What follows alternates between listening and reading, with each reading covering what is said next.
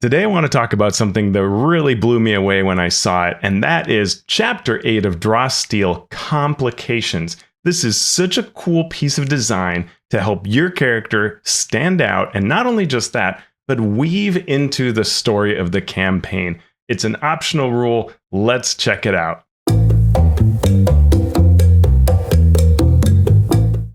Complications and Draw Steel are an optional part of the game. You can choose whether you want them or not. And better yet, you get 100 of them. So even if you don't love all of the things that Complications do, you can use that group of 100, which is way more than a group would need for a campaign, whittle it down to the group that represent the kind of choices you like, right? And now you can use those in the campaign that fit the style of the players and the director, or GM, if you will. It's called the Director in Draw Steel. So I love that about it. There are a ton of options. This is not, 10 backgrounds, choose a background. This is 100 options. And what's neat about these things is each of these complications, which you can think of as sort of a quirky background, not necessarily your background, though sometimes it can be. So it doesn't necessarily say I'm a carpenter, but it could be that you say you're a carpenter. And then as part of carpentry, you made a deal with the devil, right? So you can fit them in and change them around whatever your backstory is. And unlike a typical backstory where it'd say like, oh, I'm a carpenter, this is where it came from, this is a particular kind of quirky angle that's going to insert itself generally, not always, into play. It's going to make interesting situations happen. It's like poking at the, nest of bees, and something you could get honey, but you could also get a swarm of bees. And so that is going to appeal, I think, to a lot of players and make Draw Steel really interesting. It was kind of funny when I played Draw Steel recently with Sean Merwin, my partner in crime from the Mastering Dungeons podcast. One of the first comments I got was, oh, what complications did you choose when you played Draw Steel with D20 Play? And I said, oh, I think they were pre-gens, so I don't think I had one. I can't wait to read that chapter. And I did, and it was amazing. It's one of the favorite things I've read recently in an RPG. Just really cool concepts. So let's dive in and take a look at why this is neat.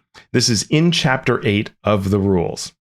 Well, and I should say, I'm not holding up the book. If you look to the side of me, there's a lot of kind of Dark Sun, because maybe Dark Sun's coming. The recent Unearthed Arcana for 5th edition had some things about that. I would be displaying the Draw Steel book, except it exists in PDF form only, so you can see the covers, which are super cool. The book is awesome. I love it, but there isn't a physical copy yet. It is coming, so I'm excited for when that happens. And when it does, I will be holding it up. As I said, this is an optional part of the game, and one of the things you're told early on in this section is to work with your director to make sure that this is being used before you go and add one to your character. And I would say you also want to speak with your director before you go too far, because you want to see if this will work in the campaign. And they might have some tweaks for it. One of the things the rules tells us is, for example, if you have an infernal contract, speaking to your director, they might, or either because you want to change or they want to change, you might say, what if it's a contract with an archfey instead of a devil? And that fits the campaign more, or fits your character concept. That could be more interesting and fit the campaign and your theme, which is really neat. So this is that kind of conversation you want to have beforehand. And later in this video, I'm going to actually talk about ways you can choose complications beyond what we're told about here. Here we're said maybe you can pick it or you can roll on a table of 100 complications and decide whether you want them. Super sweet that there are that many of them. I'm going to go through some of my favorites, but first let's talk about the general structure of what's there. You are going to have a complication title. You're going to have a description of it that helps you understand how it works. Some of them are pretty prescriptive. They're all things you can add to, or again, work with your director to modify. Some of them you can really sense that there's a lot of suggestion there that you will want to add to make it more interesting. Some of the complications are really straightforward and kind of sit in the background a bit more, a little more mechanical A-B trade-off. Others are like big story pieces that are going to show up pretty often, and they're from time to time, let's say, in the campaign, which is really neat for a lot of the types of players I like playing with. They can really dig into neat story angles and want their character to be kind of special in the story. So this allows you to do that. All right, but you get that title. you get the description of it, and then you're going to have a benefit section and a drawback section. And the benefit is going to be obviously something good. It can be narrative, it can be mechanical. And the drawback similarly can be narrative or mechanical. And it says so right here in the rules that not all of them are equal in terms of their weight. So one character might choose something that has small negative and small positive that sort of happen every now and then. Someone else might have one that has a very strong benefit and then a huge negative to counteract that shows up very seldomly, but when it does, it's going to be enormously memorable, right? So how these things swing, how swinging they are, how often they happen, it will all vary. These are not meant to be like a total comparable, this character is like that character. They really vary, and that makes them pretty cool. And we're told some information about how this modifies the story. And for sure, this is huge. Like all of these can have really big story impacts. That's what excites me about them. They can impact a campaign. They can interact with the director's plans and also with the other players. So it's important to kind of work through those and think through how you want to do them as a group, really. It's part of a slot 0, to think about these and how big you want them to be. Again, I've got some thoughts on choosing them. We'll get into that later. But what do I love about them? I love that these are hugely impactful. They remind me of 13th Age, which in that RPG, it has the one unique thing. And that can be something like, I am a mechanical construct of a dwarf, not an actual dwarf. I'm made of metal parts. And at various points, that could give you advantages or disadvantages based on the story, but you just have that kind of concept, and that's your one unique thing, right? Or you could say, I am the best swordsman in all the land. And what you would do is say, well, you're not going to automatically win at all sword fights, but it's your concept, and we will weave that in various ways, and it creates interesting play. So this is kind of reminiscent of that. It has a potentially big story impact depending on the type of complication you have. And because there are 100, I love that you can choose how to give these out. You could have a subset. For the right kinds of players, I love that this is going to just supercharge story, role-playing, all those kinds of aspects. It makes me excited. When I read these, I would say this excited me more than the class information, right? Like that was neat thinking of like, oh, I want to play a scion or a talent or whatever. But this was where I said, yeah, I want to make a character right now, and I want it to be this complication. All right, so let's share some of these, and I'm going to start with the pirate. I want to start with the pirate because it's a really good example of how what could be a backstory in another RPG, and you can still have a backstory in Draw Steel, but this complication just takes it to a different level of interaction with the campaign and the rest of the play experience. So you have a piratical past and maybe a piratical present and future as well. Though you're not well known ashore, other pirates have a way of recognizing their own. Benefit: when interacting with pirates or pirate hunters, you treat your renown as 2 higher than usual. Renown is a part of the game. Additionally, you hold a piece of a pirate map with a handful of other pirates in different locations holding the other pieces. With all the pieces, you would know the location of a fabulous pirate treasure. Right? I mean, amazing. Right there, that benefit tells you that you are, by choosing this, and by your DM, your director saying that this is awesome, that this will fit, you could slowly unravel this location of this pirate treasure, and there's a reason to seek out these other pirates. Whereas in so many campaigns, you say you're a pirate, and you don't even know if anything will ever play off of that, right? Here, this is kind of, you and the director are kind of making a bit of a contract to say you're going to find the other pieces of the pirate map over time. It could take a long time, a short time, but that can happen, right? The drawback is the pirates holding the other pieces of the map would very much like to get their hands on your piece and have no qualms about killing you to get it. Furthermore, the pirate treasure is said to be cursed or haunted, so the pirates will come to you sometimes. This becomes a tool for the director to create cool stories that play off of this.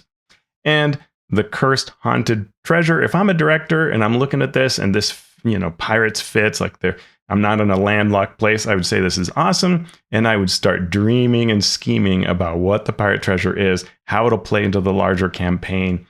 Who are these other pirates? I mean, this is fuel for your campaign, right? Really cool how that extends. So again, an enormous contrast from your typical role-playing game where you're not sure if being a pirate would at all matter. and you just choose it and kind of hope. And if not, you just go yar every now and then. So this gives you a big reason to lean into saying yar.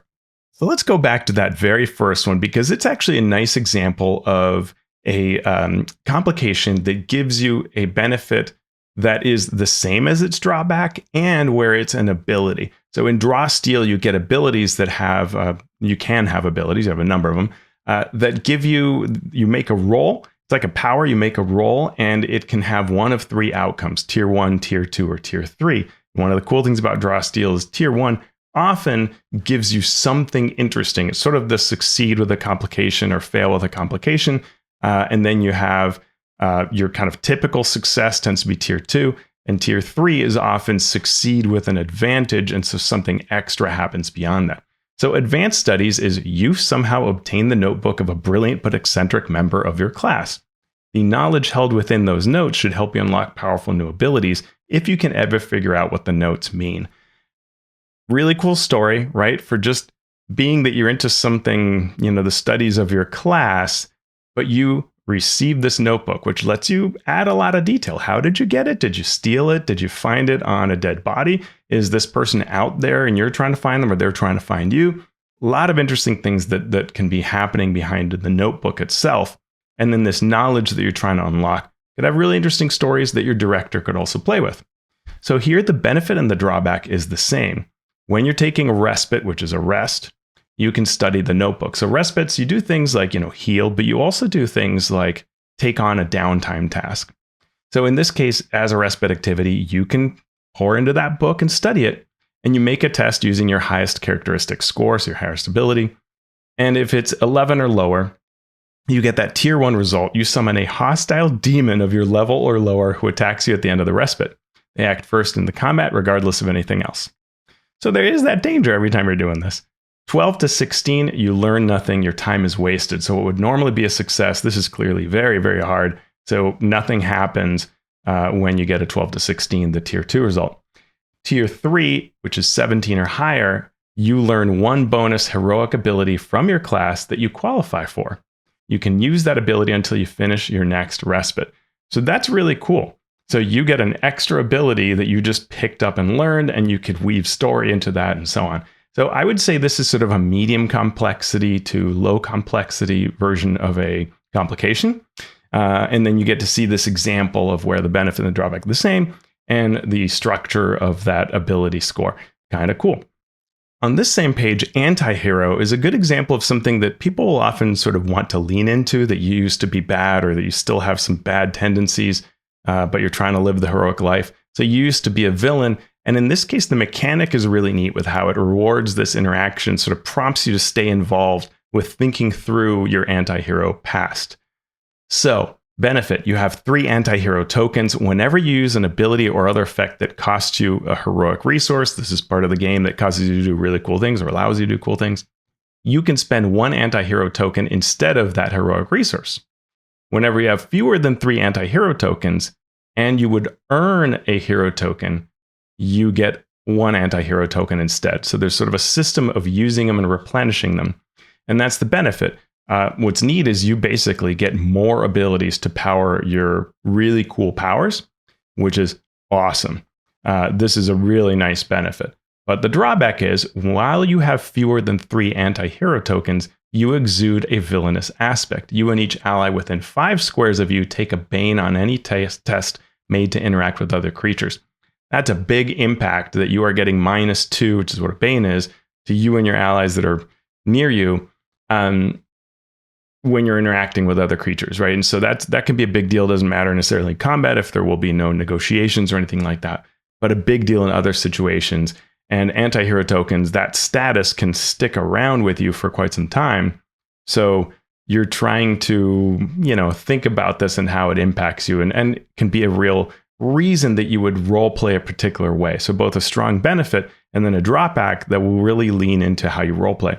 This is an example of one that I think that is not, for everybody. Like, you want to have these kinds of interactions and do them well, and then this will be pretty darn rewarding. A similar but different situation can be found in the Chosen One complication. The stars marked you at birth, maybe your name appears in an ancient prophecy. Either way, a sinister cult has decided that you're important to their plans, though you don't particularly like the fate those plans have in store for you. Benefit, you have 3 destiny points. Whenever you would spend a heroic resource, you spend 1 or more destiny points instead. Each time you earn a victory, you gain a destiny point. Victories you get as you complete encounters of various kinds. The drawback is whenever you spend 1 or more destiny points, you take 1d10 psychic damage that can't be reduced in any way, and the cult that seeks you becomes aware of your location. So this is real fuel for the director to think about what the cult represents, what their goals with you are, and their greater goals out there. Weave that into the story and have them kind of always hunting you and showing up. And initially, it could just be, minions that show up and attack, and it's kind of interesting how you're wanted as by this cult. But later, it could become a major thing that perhaps gets resolved. And that is something I'll say that's interesting is they don't really talk about what happens if you would story-wise resolve these. When you're the pirate and you find the last piece of the map, does that sort of matter? Does the drawback go away? Or maybe the pirates keep looking for your treasure? So you have to think of that as a director. All right, let's dig into 2 of my absolute favorites. Getting too old for this. You were once a renowned hero, but you've been living the last few years in blissful peace. You're coming out of retirement for one last mission, right? It's a very funny trope about being this, aged warrior or wizard or whatever. And here are the benefits. On your turn, you can choose a heroic ability that you would be able to learn if you were 1 level higher. Provided you meet the ability's other prerequisites and you can spend any required heroic resource, you get to use that ability. Once you use it, you can't do so until you earn 2 or more victories, so complete 2 or more encounters successfully. So that's really cool. You get to use a higher level ability because you suddenly remember that thing you used to be able to do before you got so old, right? The drawback is when you are winded, which is something that can happen during the game, you take a -2 penalty to speed, which would also be really funny to roleplay, right? Pretty simple, pretty cool, just great story concept. But I think my favorite has to be host body. Do not be alarmed. We are not the humanoid we appear to be. We are an intelligent fungal collective using this body as a host. No, we are doing nothing unsavory. This body was dead when we found it, and we merely gave it another chance at life. We are friendly. Please put down those torches. So the benefit is that you are a sapient fungus who inhabits the humanoid body that you started with. Your host body follows all the usual rules for a character is considered to be alive. At any time while your host body is alive, or for 24 hours after it dies, you can use a main action to move to a dead humanoid within 10 squares of the body and use it as your new host body. What? Provided the body belongs to a playable ancestry. When you do so, your original host body dies. Your new host body gains all your statistics except size, ancestry traits, and other statistics related to your former host body's ancestry, which you instead gain from your new host body. So you literally can go from being one species of creature to another via being a host body. That is unbelievable, right? And when you inhabit the new host body, you start with 1 stamina and can immediately spend a recovery. The weaknesses you have, or the drawback is you have fire weakness 5, so you take extra damage from fire. Additionally, you take a bane on any test made to read a humanoid creature's emotions or body language. I mean, how badly do I want to play host body? I mean, the idea that your character could die and you just crawl out into another body, I mean, that is unbelievable. I love everything about host body. This is just, can't wait to play a host body. Yeah, okay.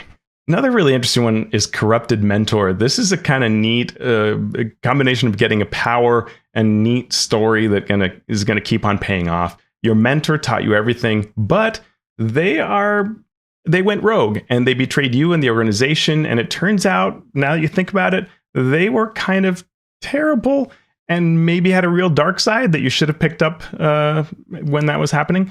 You get as a benefit the Corrupt Spirit Maneuver, which was taught to you by your mentor. In retrospect, that probably should have aroused your suspicion. So this is a magic action or a maneuver of the magic type that you use on yourself until the end of your turn. Whenever you use a damage-dealing heroic ability against a single target, you can weaken that target's life force. It deals extra corruption damage equal to your highest characteristic score. Sweet way to deal more damage. But the drawback is you have Holy Weakness 1, and each time you use Corrupt Spirit, that Holy Weakness increases by 1 to a maximum equal to your recovery value, Whenever you take holy damage, it resets back to 1.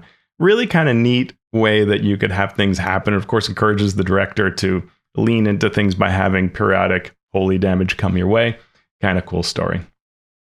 And Coward, the very next one down below alphabetically, is pretty neat too, as something that's relatively simple. And the benefit is while you're frightened, you can move toward the source of your fear. So yeah, you're like scared, but what's funny about you being a coward is you run toward the enemy in terror. It's not that you aren't scared, but you can move towards the source of your fear, screaming in terror or super afraid, but it's that mix of coward and brave, I guess. The drawback is whenever you make a saving throw to end the frightened condition, you roll a d10 twice and take the lower roll, so it's hard to get away from that status. You know how all the time a concept for your character is that somebody important to you died? So that's what Bereaved does. And the benefit for Bereaved is whenever you don't know what to do, you can appeal to your loved one's spirit for help. You spend a hero token. The director can determine the next thing you do, whether in or out of combat. They choose the best course of action they can think of for you, even if it relies on information you don't have, because the spirit of this person you care about so much is helping you. And that's neat, right? This constant interaction between you and the person for whom you're bereaved. The drawback is you have corruption weakness 5, but really, really superb story angles here. I love it. Betrothed has some neat aspects. And another cult victim is great. There are a lot of here that are really fun. Well, let's take a look at Greening. And this is where you once felt the call of a great tree in the middle of the forest. You see that this tree is struggling with a parasitic supernatural moss. As you remove the moss, you feel this green elemental energy filling you, but the tree dies. It withers before you can finish the job. But it leaves behind a golden sapling that you now carry with you, seeking the perfect place to plant it. This just begs for the director to keep leading you on, no, that's not quite good enough, but give you maybe possible places and then some awesome benefit from it. Or maybe even a trade-off. Do you bury it? Do you plant it here? Do you plant it there? Different things to pay off. It could be really interesting. Benefits and drawbacks, super simple. You have corruption immunity 5 as a benefit and fire weakness 5. So good example of how some of these benefits and drawbacks are not involved. If you want that to be kind of in the background and just easy mechanic, you don't have to worry about, there are ones that function that way.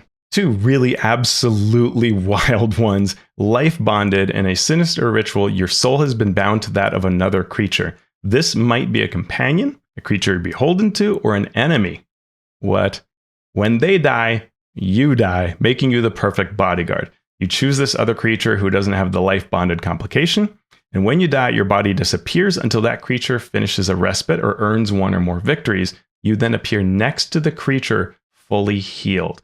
Can you imagine as a player telling the director, hey, I kind of want to be life bonded to the villain, and maybe I don't even know why, or maybe I have this idea for why, and that you would periodically be like, yeah, sorry guys, I was with our villain again because I died. I mean, that is unbelievable. Now, if the creature you're bound to dies, you die as well, which if you chose a villain, that is super interesting. And the director's going to have to come up with a very interesting kind of concept as to how to, how that plays out. Do you just die? Is there some option to keep them in stasis or something? I don't know. Super, super interesting. Love Life Bonded. And also super fun is Lost Your Head. A bread beetle stole your head. Usually being beheaded by one of these magical giants is fatal, see the Monsters book, but your latent psionic ability allows you to survive despite your decapitation. Yeah, you lost your head. So you get the following ability, Share Head. You don't have a head, but you can psionically borrow another. This is a range 10 psionic maneuver, one willing creature. You get the ability to see, hear, and smell as if you were in the target space. You can also borrow their mouth to speak when you wish to do so, speaking in your own voice. This effect ends when you use Share Head on a different target, when the target moves further away, or when the target is no longer willing to share their head with you. Okay. The drawback is having no head, you can't see, hear, smell, taste, or verbalize except with the Share Head ability, and you can't wear gear that resembles a head, such as a helmet or a hat. I mean, that is just wild. So this is clearly not for everybody, right? I can imagine somebody right now going, yeah, no, I'm not going to allow some headless person to play throughout my entire campaign. And that's fine. You can take it out. I'll just say there are all kinds of neat ones in here. I'm not going to go over them. You should absolutely get Draw Steel, Heroes PDF, read over these. Meddling Butler is hilarious. Ward, okay, I got to talk about Ward because I think that's such a neat concept. So Ward is your childhood sweetheart was royalty, and the two of you stayed close throughout the years. When your former sweetheart died, you swore an oath to dedicate your life to become a role model for their child, advising them in the ways of being a benevolent monarch. And so your benefit is that you understand the aristocracy, royalty, leaders. When you engage with such people, you in a negotiation, their patience increases by 1, which is the method by which you determine sort of how long you have to negotiate successfully with them. The drawback is your royal ward can be a burden. Whenever you take a respite, roll a d10. On a 1, they contact you and require help, eating up all your time so you can't undertake another respite activity. And how funny is that, right? It's like you go to relax and you get this phone call from your kid, your ward. Hey, I've got this thing going on. I'm dating somebody. Could you tell me what to do in this situation? And yeah, but I gotta go. I gotta, do this thing to shore up some defense. No, I really need you. I think that's just hilarious, just classic. Could be a lot of fun between the director and this character to think through the ward. Maybe you even have, some scenes with them in it, and just it could be a really fun thing to play with over time. And that's what I love the most about all of these situations. Well, let's go back and talk about how you can use these, because when you were listening to this video, maybe some of you, hats off, were like, all of this flies. I would take any of these in a campaign, no reservations. I know what to do. I can imagine a lot of folks watching this video saying like, yeah, I liked a couple of these, but some of them would just really frighten me in a campaign of how do I handle this, either as a player or as the director. How do you make that work? And with these gum up the works of the story too much, making it too PC shining all the time versus the story itself. So it isn't necessarily for everybody. And that's where I go back to, how do we choose a complication, right? So in these rules, what it says is that you can either choose them if your director agrees, or you could roll D100, right? Percentile dice and see what you get, and that happens. Here's my suggestion, is use a draft method for complications. Look at those 100 complications, take the ones that you think would not be either fitting the campaign, like if there should be no pirates, get rid of pirate, right? If there is something that's just too big a factor, you're actually going to be doing a lot with devils, and having someone who has a contract with them would just get in the way of what you're trying to do. Maybe you want that to be a different thing that shows up later, not something that's a complication. Then you get rid of that one, right? So strike out the ones you don't like. Or if you want a smaller subset, you can just start with what you do like, choose those that you like and pull them together. And what I would do is I would actually print either the names of these or print the actual information on a card, ideally the actual information, right? So take the PDF, mock them up into like a card size thing, cards yay big. I mean, you saw how big it was on the page. Print these out into, a stack of them. Give out 3 to 4 to each player, and now have them do a sort of draft format where they choose one they like. So take a moment to read over the 3 or 4 they have, choose one they like, pass it to their left. And they're going to get the stack from the right that someone gave to them. Now they look at those and choose which one to keep. And again, put one back so that you keep the same number of cards. By doing that, they kind of have to make these hard choices of what do I like the most? What will fit best? What will be playable? They'll think through these things that actually are probably good questions to ask yourself. Have them pass a number of times equal to the player. So if there's 5 players playing the game, have it pass 5 times. At the end of it, they'll have made a tough but good choice of what they want to stick with. And now you can all discuss what you have. You could also change it a bit to say that the first time they want to, they can have a hand size of 2. So keep 2 and pass the rest. So you might at the very beginning say, okay, I want to take 2 that I like, pass 2 cards or 3 cards on to the next player, and then you just always keep 2 and put 1 back in. That works well too if people have trouble making their mind up. But this kind of draft format would be really neat. Again, the director can choose the deck. So you're choosing which ones to pass on that will even be in the pool, right? So that they're all ones that you've vetted that you think would be fun for these players and for your type of campaign. the players get this sort of neat, like, oh, what do I want to choose? And they get to pass them on a bit, so they get to see some of these and then send them back. You can tweak that format pretty easily, but to me, that would be a really sweet way to go through complications in your campaign. So there you have it. Awesome draw steal complications. I hope you enjoyed this video. I hope it gave you some really neat ideas. For me, it filled me with design concepts and campaign and player concepts. So let me know what you think. If you've played with different complications in draw steal, I'd love to hear what you went with and how it impacted play. What you think if you've been reading draw steal.